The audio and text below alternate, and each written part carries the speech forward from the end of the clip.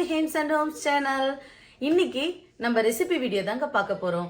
இந்த ரெசிபி என்ன அப்படின்னு பார்த்தீங்கன்னா, நான் காஸ்கோ போயிருந்தேன். ஸோ அந்த காஸ்கோல வந்து என் ஹஸ்பண்ட் தக்காளியை பார்த்ததுமே வந்து தக்காளி தொக்கு பண்ணி கொடுன்னு கேட்டிருந்தாரு.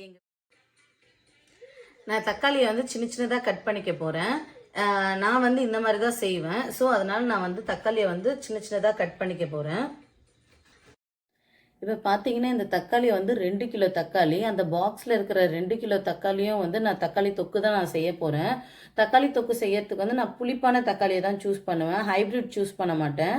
அதே மாதிரி இந்த தக்காளி தொக்கு வந்து நீங்கள் வீக்கெண்ட்ஸில் செஞ்சிட்டிங்கன்னா வீக் டேஸில் ஈஸியான ஃபாஸ்ட்டான ஒரு பிரேக்ஃபாஸ்ட்டோ லஞ்சோ இல்லை வந்து டின்னரோ நம்ம வந்து ஃபாஸ்ட்டாக பண்ணிடலாம். வேறு எந்த சைட் டிஷ்ஷுமே நம்ம செய்யணும்னு அவசியமே இல்லை.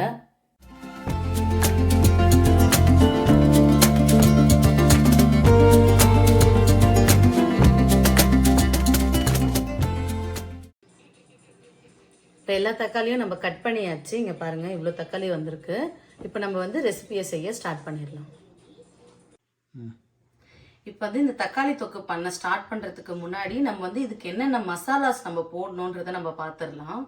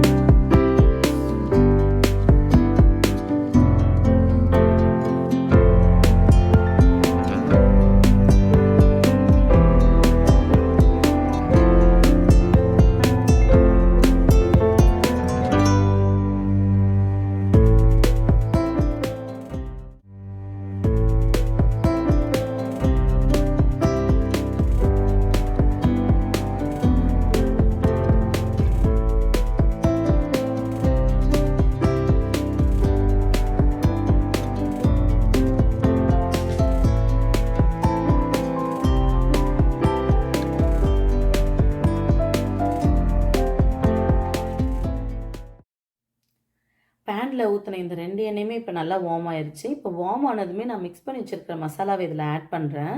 இப்போ இந்த மசாலாவை இந்த ஸ்டேஜில் ஆட் பண்ணும்போது தான் கரெக்டான கலர் கிடைக்கும் நம்மளுக்கு. ப்ளஸ் வந்து அந்த பச்சை ஸ்மெல் இல்லாமல் இருக்கும். இந்த ஸ்டேஜுக்கு மேலே கொஞ்சம் எண்ணெய் காஞ்சிருச்சுனாலும் இந்த மசாலாலாம் வந்து கருகிரும். இப்போ வந்து நான் மிக்ஸ் பண்ணிவிட்டு இந்த மிக்ஸ் பண்ண உடனே நான் வந்து கட் பண்ணி வச்சுருக்கிற தக்காளி எல்லாம் இதில் ஆட் பண்ணணும். அப்போ தான் வந்து இந்த மசாலா கருகாமல் இருக்கும். ஸோ இப்போ வந்து தக்காளி எல்லாம் ஆட் பண்ணிடலாம்.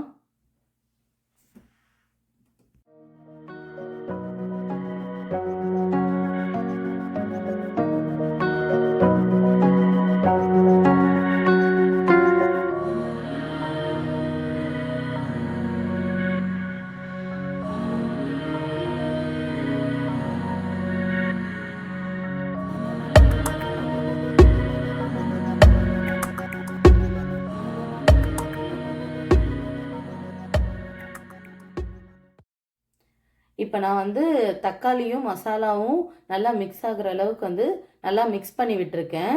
இப்போ நான் வந்து என்ன பண்ண போகிறேன்னா க்ளோஸ் பண்ணி நான் இதை வந்து குக் பண்ண போகிறேன்.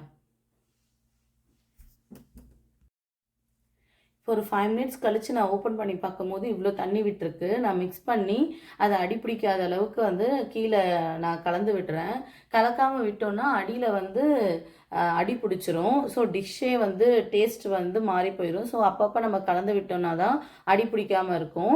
ஸ்டார்டிங்கில் நம்ம வந்து ஒரு 5 மினிட்ஸ்க்கு ஒன்ஸ் இல்லை 10 மினிட்ஸ்க்கு ஒன்ஸ் நம்ம மிக்ஸ் பண்ணால் போதும். ஸோ நான் இப்போ வந்து இது சீக்கிரமாக குக் ஆகணுன்றதுக்காக நான் சுகர் வந்து 1 டீஸ்பூன் ஆட் பண்ணுறேன். இது வந்து இருக்கிற புளிப்பு இருக்கு இல்லையா, தக்காளியில் இருக்கிற புளிப்பையும் வந்து கட் பண்ணி உங்களுக்கு வந்து நல்ல டேஸ்ட் கொடுக்கும். இந்த டிஷ்ஷே வந்து வேறு லெவல் டேஸ்ட் கொடுக்கும்னு வச்சுக்கோங்களேன். ஸோ 1 டீஸ்பூன் வந்து சுகர் நீங்கள் ஆட் பண்ணிங்கன்னா இதோட டிஃப்ரென்ஸை நீங்களே பார்ப்பீங்க. இப்போ நல்லா மிக்ஸ் பண்ணி விட்டுட்டு நான் க்ளோஸ் பண்ணி வச்சிட போகிறேன்.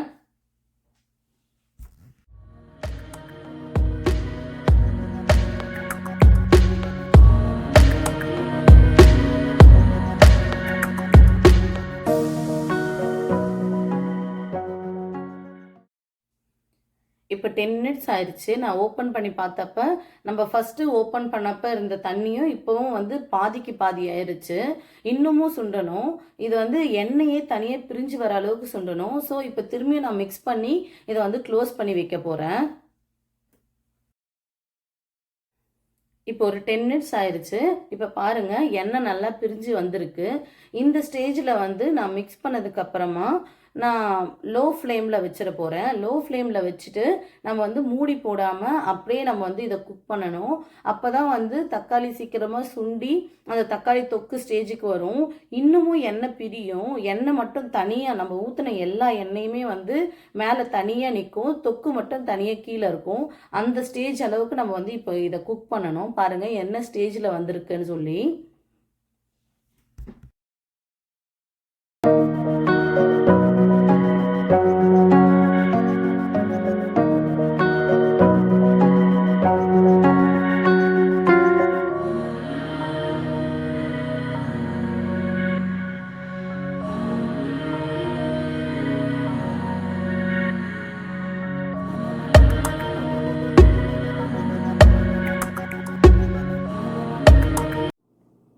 இப்போ லாஸ்ட் ஸ்டேஜ் வந்தாச்சு.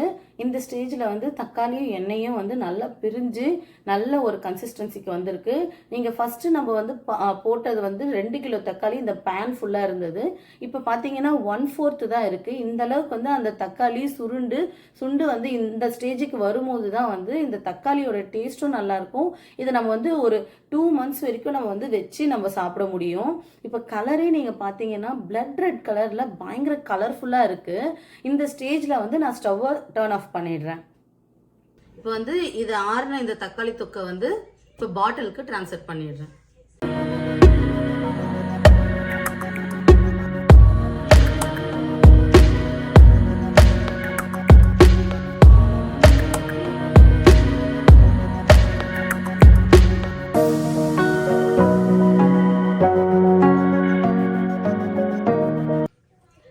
இந்த தக்காளி தொக்கு ரெசிபியை நீங்களும் உங்கள் வீட்டில் ட்ரை பண்ணுங்கள். ட்ரை பண்ணிவிட்டு எப்படி இருந்ததுன்னு கமெண்ட்டில் சொல்லுங்கள்.